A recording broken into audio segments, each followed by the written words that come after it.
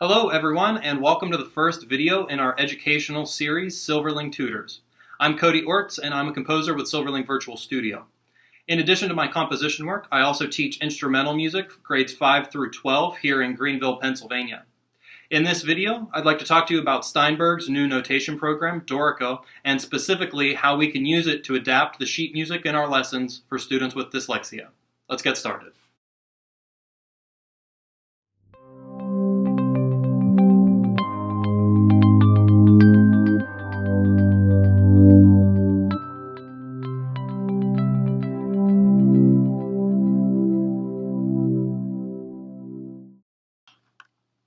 Alrighty, now before we jump into this, I would like to throw out there, I am not sponsored by, endorsed by, employed by, or in any other way really affiliated with the people over at Steinberg.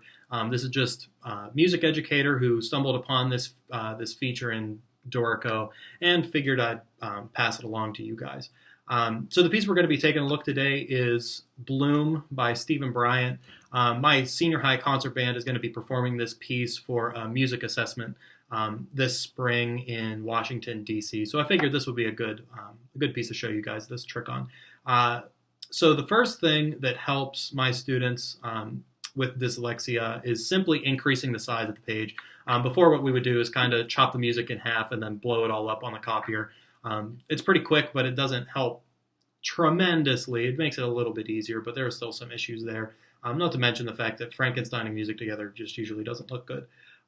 So the trick in here with getting things on the page to be larger, if you go over here and set up, the menu up here is set up as well, layout options. One of the first options that pops up that you're going to be presented with is the option to increase the size of the staff on here. So we're going to, it's set to size 5 right now. We're going to bump that up to size 2. And you'll see it was on 2 pages. It's now blown it up, so it's on 3 pages. It took about 5 minutes to type in all of the music using a MIDI keyboard. I've had Dorico for about 2 weeks, so I'm still learning the keys and still only took about 5 minutes. And yes, that 5 minutes does include all the pitches, all the rhythms, the dynamics, the tempo marks, the tempo changes, rehearsal marks, and time changes, all of that stuff thrown in here at only about 5 minutes. So very quick. So we've seen it blows up the size of the staff. You can continue blowing up the musical elements. If you hit Control-A on Windows, Command-A for Mac, and then Control-8 or Command-8, down here it'll bring up the properties panel where you can hit custom scale and increase the size to 120 is what I like to use, and you'll see it blows up all the musical elements, notes, accidentals, dynamics, rehearsal marks, everything, time signatures. The size all increases there. It makes it a little bit easier to read, but the nice thing is it keeps the formatting of the piece intact despite the fact that you're increasing the size of the musical elements. This is nice. So I'm from Finale, that's what I learned on, and when you're increasing the size of a page overall, they had a percentage button. You clicked, you type in the thing, the percentage you want it as, and it blows up the whole page, including the title and all of the text and everything else. And it takes a little bit of extra time to kind of finagle with everything and get the formatting back to the way it's supposed to be. But Dorico takes care of all that for you, which is really nice. Now, increasing the size is very helpful for the students, but the thing I found is what really makes it very, very easy to delineate between the pitches here is recoloring. Now, this idea did come from a colleague of mine, so I can't take full credit here, but they suggested recoloring pitches like they do with the boom whackers in general music. For those of you not familiar, boom whackers are just tubes cut to a certain length so that when you hit them, they sound a certain pitch, and all of the sounding pitches are colored differently. So all the C's, I believe, are colored red, all the D's are colored one pitch, all the E's are colored one pitch, so that the students can delineate that at a younger age and make it a little bit easier. So applying that to our purposes here, we're going to be coloring all of the pitches different colors to make it easier and to break up the repetitive pattern here. So let's get to that. Very, very quick, very easy. You hit Control-A. It selects, again, all the musical elements. And one of the features that I love that Dorico put in here. If you right click, it brings up a menu. Again, I'm on a Windows, so that would be Command A and then double clicking to bring up the menu. You go to the sub menu filter here and go to Notes by Pitch. So if there's anything in here, it'll bring up this little window. If there's anything in here, just hit clear so we can start fresh. You can select any notes here by their written pitch or by their sounding pitch. What Finale does is just the sounding pitch. And so if there's a C sharp and a D flat, they would end up getting colored the same. But we're going to do written pitch here just to make it a little bit easier to read, keeping everything, if it's on one space, it's going to be a color. Just make it a little bit easier. We're going to start with C's. Now, I don't have any C flats in this piece, I don't think. But just to cover all of my bases, I always like to do flat, natural, and sharp. And you can see when I pull this menu down, you can go triple flat all the way up to triple sharp. So you have lots of options there. I'm going to start with C flat. Make sure you're going to get rid of this octave selection. It does let you select pitches by octave if you would like. One thing to point out with this is the octave is selected by the MIDI designation for the octaves and not necessarily the musical selection. So like C4 is it's middle C, but in the MIDI world, since everything starts at 0 instead of 1, it's actually C3. So just be very careful with that in selecting your music. We're going to go ahead and turn that off though, so we're selecting everything in every octave. Like I said, we'll start with flat. I like to do natural, and I like to do sharp as well, just to cover all my bases. If it's a really funky piece, I'll go through and select double sharp, double flat as well. But for this, I think we'll be okay. So we'll go ahead and select that, and you'll see now only the C's in the piece are selected. We'll bring up that bottom panel again by hitting Control-8 or Command-8 on Mac. And under the custom scale selection, you'll see now we have a color selection. So we'll click on the color here. If you click that, it brings up this window. We use red for the C's. We'll go ahead and hit OK there. Drop this menu so you can see. Now you'll see throughout the piece, all of the C's have now been colored red. So we'll go ahead and do the same thing. Control-A, Command-A for Mac. Right-click, Filter, Notes by Pitch. Since we have a selection here in the window, we're going to hit Clear. We'll do D's next. Again, I do flat, natural, and sharp. So we'll do that. Deselect the octave and hit Add to our menu there. We'll do natural. We'll do sharp as well. And we'll select those. Now for these ones, I like to use brown.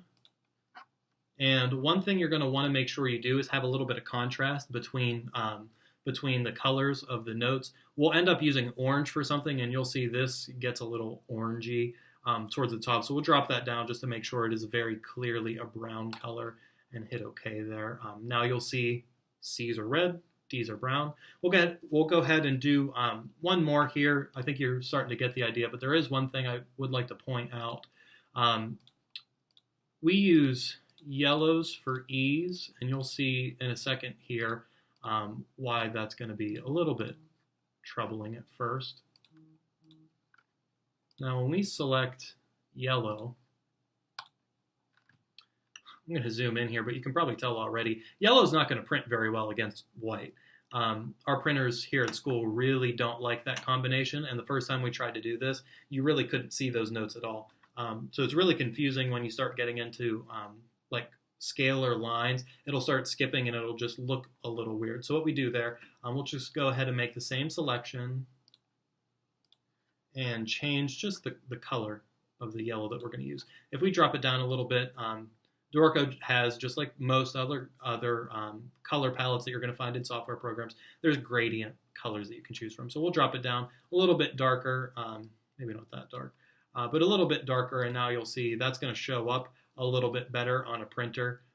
It kind of looks like a puke yellow, in my opinion, in the program, but when the printer exports it, it's going to print out a lot nicer, and you'll be able to see it that way. I'm going to go ahead and just fast forward through these next couple color selections, but I'm pretty sure you get the idea by now. So let me go ahead and do this real quick. I'll see you guys in just a second. And here we are. I have all the pitches colored in now. You can see we went through fairly quickly, actually. Coloring the pieces, even explaining it, really didn't take too long.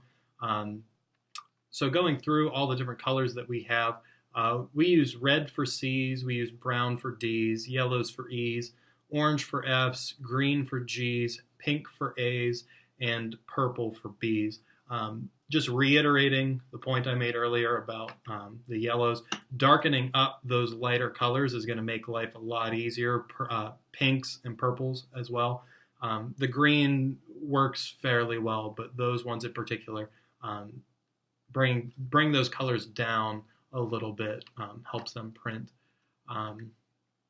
Now, this is just an example of what we do for our ensemble classroom, who read sheet music all the time. But this is also actually pretty helpful in a music theory classroom, or even a general music classroom where they're learning specifically music literacy. You'd be surprised how many students have dyslexia and struggle with this kind of thing.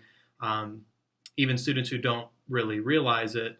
The other nice thing is, even if students don't have dyslexia, things like this tend to help students who maybe aren't accelerated musicians really grasp the concepts, and it helps, that scaffolding and getting them to understand the concept of music literacy. It's really a good thing. I can't promote, I guess, Dorico enough. Love the program. It's very, very quick. Do inputting and recoloring all of this music without explaining with a video tutorial. Going through and doing all of this stuff would take less than 10 minutes. As before with Finale, I would be spending an hour per piece at least, putting everything in and getting it to look like this. So I cannot, recommend this program highly enough. They do have academic discounts and cross-grade discounts and all of that stuff. If you're an educator, I highly, highly recommend it. I know I'm going to be using this all year, probably more than I even realize now, and I'm very excited for this year to start, just so I can get to use this program a little bit more. If you have any questions, I'm sure Dorico's support has been fantastic. They have Facebook pages out, very responsive. The developers are great. Forums are great. But if you'd like to even ask me some questions about this, like I said, I'm a Finale user. If you're a Finale user, maybe we can help each other out, getting to know this program a little bit. But please feel free to email me through our website. My email is c.ortz@silverlingvirtualstudio.com. I'll have a little pop-up there for you guys. Please feel free to email me with questions about this. I'd love to help out any other educators. But like I said, can't recommend this enough. Thanks. Thanks for your time. We hope you enjoyed. Be sure to stay on the lookout for our upcoming Silverling Tutor videos, where we'll cover topics like music theory, composition, and orchestration, as well as do some software and equipment reviews. Be sure to also stay on the lookout for our upcoming Mock-Up Mondays. I'm Cody with Silverling Virtual Studio. We'll see you again.